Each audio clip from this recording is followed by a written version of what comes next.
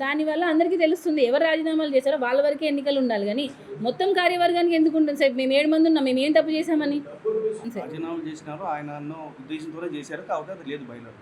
లేదు వాళ్ళు మీరన్న ఉద్దేశంతోనే చేశారు. వాళ్ళు 10 మంది ఎందుకు చేశారంటే మొత్తం బాడీని డిజాల్వ్ చేయాలి, మేము ఉంటే ఇంకా మా తప్పులు బయటకు వస్తాయి అనే ఒక ఉద్దేశంతోనే వాళ్ళు డిజాల్వ్ చేయాలనే వాళ్ళే వేశారు. కానీ మా సభ్యులు కూడా ఇప్పుడు చాలామందికి అవగాహన వస్తుంది సార్ ఎవరు ఏంటి అని అన్నది.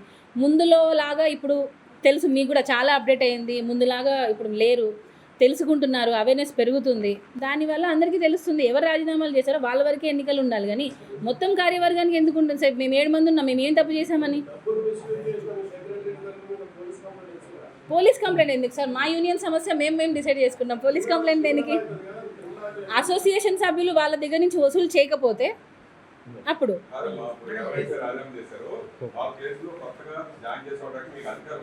ఉంటుంది.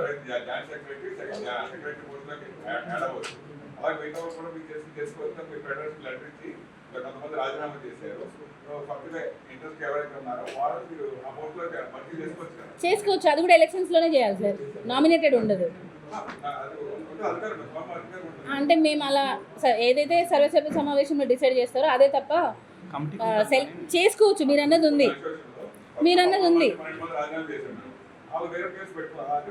చేసుకోవచ్చు.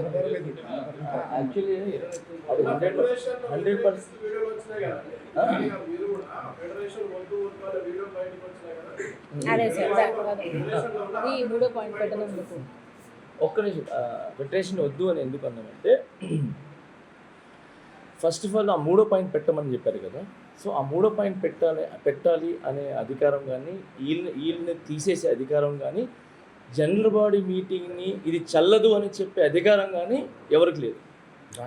సో ఆ విషయంలో నేను ఏంటంటే, మా ఎక్స్ ఎవరైతే ఉన్నారో, నేను వీడియో ఎవరు తీస్తానంటే నాకు ఎక్స్ ప్రకాష్ గారు ఉన్నారు కదా, అది అందరు శేఖర్ మాస్టర్ మీద వెళ్తున్నారు అనుకున్నారు. కాదు, ప్రకాష్ గారు దాన్ని తీస్తున్నారు అన్నమాట. మా ఎక్స్ ప్రెసిడెంట్ ప్రకాష్ గారు తీస్తుంటే, జోసెఫ్ ప్రకాష్ గారు ఏంటి మనం ఏదో తప్పు చేస్తున్నట్టు తీస్తుంటే, డైరెక్ట్ నేను వెళ్ళి ఎందుకు డైరెక్ట్ ఇది దూరం తీస్తున్నాం, దగ్గర నేనే వస్తాను కదా రా అని చెప్పి దగ్గరికి వెళ్ళి నేను చెప్పింది ఏంటంటే, ఫెడరేషన్కి కానీ మిగతా ఫెడరేషన్ బయలల్లో ఏముంది అని అంటే, ఇతర యూనియన్లో అంటే మిగతా యూనియన్లో వాళ్ళ పర్సనల్ విషయాల్లో మీరు తల దూడవద్దు, అంతర్గత విషయాల్లో మీరు జోక్యం చేసుకోవద్దు అనేది ఉంది.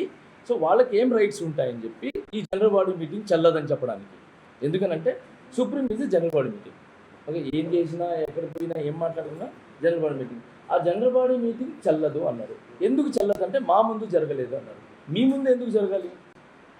ఇప్పుడు ఇది కూడా ఎందుకు అంటే సార్ ఫెడరేషన్ మీద ఎగనెస్ట్ కదా సార్, ఎందుకు నేను ఫెడరేషన్ గురించి వాళ్ళని పిలవలేదు మా జనరల్ బాడీ మీటింగ్ అని అంటే, ప్రెసిడెంట్ గారు ఏంటంటే, ఇక్కడ మన యూనియన్లో ఫ్రాడ్ జరిగింది కదా, మన యూనియన్ సమస్యలే రేపు ఒకరికొకరు మొహాలు చూసుకోవాలి కాబట్టి అది 24 క్రాఫ్ట్స్లోకి వెళ్తే ఆ విషయం బయటికి వెళ్తే మన యూనియన్కి ఇబ్బంది, మన యూనియన్ సభ్యులకి ఇబ్బంది కాబట్టి ఇది మన అంతర్గత విషయం కాబట్టి మనమే తేల్చుకుందాము సార్, మీరు రావద్దు సార్ అన్నారు అని మేము చెప్పాము. వాళ్ళు కూడా దానికి లెటర్ ఏం చేశారంటే, 14వ తేదీ మీటింగ్ మీరు పెట్టుకొని అక్కడ ఏం జరిగింది మీరు తీసుకునే నిర్ణయాన్ని మాకు పంపించండి అన్నారు. అదే చేశాం.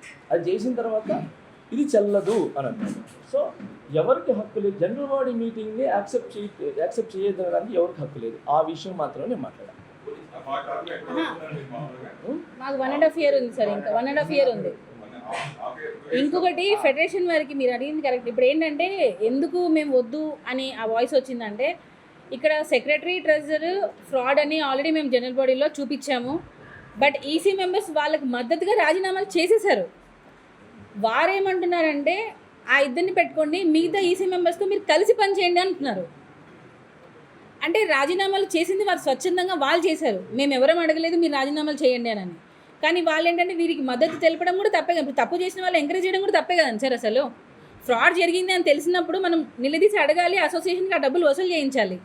అంతేగాని ఆయనను కాపాడుకోవడం కోసం మొత్తం బాడీ డిజాల్వ్ చేయాలనే ఆలోచన తప్పు అంటున్నాను నేను. ఎన్ని కోట్లు కాదు సార్, అది రూపాయి అయినా ఫ్రాడా కాదా? అది వస్తే చాలా ఉన్నాయిలేండి. అది ఎలా మేము మా జనరల్ బాడీలో మాట్లాడుకొని మా సభ్యులతో మేము డిస్కషన్ చేసుకుంటాం. పోలీసులు అక్కడ లోపల చిన్న డిస్కషన్ జరుగుతుంది. కొంతమందికి సభ్యులకి ఏంటంటే అండి, ఫెడరేషన్ వారు లేకపోతే మేము లేము అనేది ఒక అపోహ ఉంది. ఇప్పుడు మేమందరం కలిస్తే ఫెడరేషన్ అవుతుంది. ఎందుకనంటే ఇప్పుడు మేము కూడా మీకు అందరికి తెలిసే ఉంటుంది కానీ సార్, ఇప్పుడు 24 క్రాఫ్ట్స్ అన్నీ కలిస్తేనే ఫెడరేషన్. ఇప్పుడు వారు ఏదైనా చెప్తే మేము తీసుకుంటాము, బట్ మా ఎజెండా పాయింట్లలో కూడా మేము చెప్పిన ఎజెండా పాయింట్ పెట్టాలి అని అంటే ఇప్పుడు ఫెడరేషన్ వారు ఒక మీటింగ్ పెడతారు, మా యూనియన్ ఎజెండా పెట్టండి సార్ అంటే పెడతారా? సో మీరు బాడీ డిజాల్వ్ చేయాలన్న ఆలోచన అనేది రాంగ్ అంటున్నాను నేను. మీరు మొత్తం బాడీకి ఎలక్షన్స్ పెట్టాలి అని ఒక ఎజెండా పెట్టండి అని ఎందుకు అంటున్నారు? వాళ్ళతో కలిసి పని చేయండి అని ఫోర్స్ చేస్తున్నారు.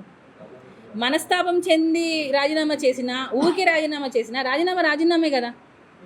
మళ్ళీ అది వెనక్కి తీసుకోవాలంటే వాళ్ళు ఒక రిక్వెస్ట్ లెటర్ పెట్టుకోవాలి, విత్డ్రా చేసుకుంటున్నాము అని. వాళ్ళు విత్డ్రా పెట్టుకోలేదు, ఏమీ చేయలేదు. మేము ఇలానే ఉంటామనే ధోరణితో ప్రవర్తిస్తే మేము ఎక్కడ వాళ్ళని తీసుకోవాలి? ఆల్రెడీ నిన్న డిసైడ్ అయిపోయింది సార్, బై ఎలక్షన్స్కి వెళ్ళాలి. ఎవరైతే రాజీనామాలు చేశారో ఆ పదవులకు మాత్రమే బై ఎలక్షన్స్ వెళ్ళాలి అని నిన్న లేబర్ ఆఫీస్ వారి ఆధ్వర్యంలోనే నిన్న సీక్రెట్ ఓటింగ్ అన్నది జరిగింది. సో బై ఎలక్షన్స్ 26th రోజు వెళ్తున్నాం. మా డాన్సర్సే కొంతమంది ఫెడరేషన్ వారు లేరని అదేదో తప్పుగా వాళ్ళు ఫీల్ అయ్యి అవేర్నెస్ లేక, అంటే ఫెడరేషన్ వారు లేకపోతే మా యూనియనే లేదు. ఫెడరేషన్ వారు ఫస్ట్ వచ్చారు, వచ్చి కూర్చున్నారు, కూర్చొని వారికి నచ్చిన ఎజెండా పెట్టలేదని చెప్పి వెళ్ళిపోయారు. పూర్తి వర్గానికి వెళ్ళమంటుంది, పూర్తి కార్యవర్గానికి వెళ్ళమంటుంది. పూర్తి కార్యవర్గం అంటే మాకు ఇంకా 1.5 year ఉంది సార్. మేము కష్టపడి గెలిచి వచ్చాం 2 years. ఎందుకు వెళ్ళాలంటున్నాను సార్? అసలు నాకేం అవసరం అంటున్నా? నేను మళ్ళీ పోటీ చేయాల్సిన అవసరం నాకేంటి?